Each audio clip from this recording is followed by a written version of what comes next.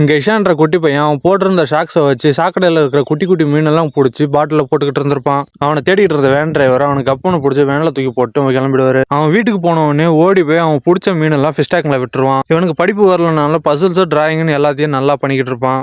நல்லா படிக்கிற அவங்க அண்ணன் வீட்டுக்கு வந்து பேப்பர் கொடுத்து நான் எல்லாத்துலயும் சென்டம்னு சொல்ல இஷான் கிட்ட கேட்டனா அவன் கிடுக்கிட்டு ஓடிடுவான். கிரவுண்ட்ல இஷான் நாய் கூட விளாண்டு இருக்கும் போது அவன் பக்கம் வந்த கிரிக்கெட் பாலை ஒரு பையன் தூக்கி போட சொல்லுவான். இஷானும் தெரியாம அந்த பாலை வெளியே தூக்கி போட கோவப்பட்ட அந்த பையன் வந்து இஷானை அடிக்க ஆரம்பிச்சிருவான். வழி தாங்க முடியாத இஷான் அந்த பையனை கடிச்சிட்டு ஓடிடு. அந்த பையனோட அம்மாவோ இஷான் அப்பாவோ கிட்டே வந்து கம்ப்ளைண்ட் பண்ணிட்டு இருப்பாங்க.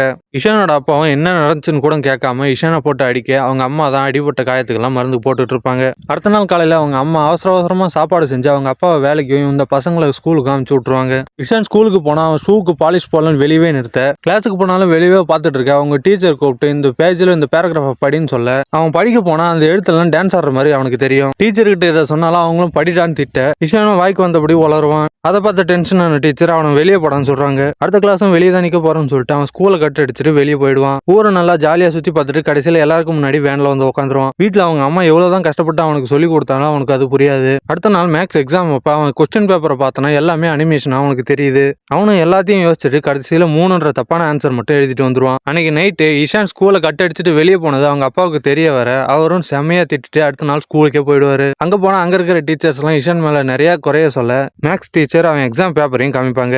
பிரின்சிபலோ இவன் ஆல்ரெடி 3வது 2 டைம் படிச்சுக்கிட்டு இருக்கான், அடுத்த வருஷம் உங்களுக்கு டிசி கொடுத்துருவோம், நீங்க வாங்கிட்டு கிளம்பிடுங்கன்னு சொல்லுவாங்க. அவங்க அப்பாவோ இவன் சரிப்பட்டு வர மாட்டான்னு சொல்லிட்டு போர்டிங் ஸ்கூல்ல ஹாஸ்டல்ல தங்கி படிக்கட்டும்னு அட்மிஷனும் வாங்கிடுவாரு.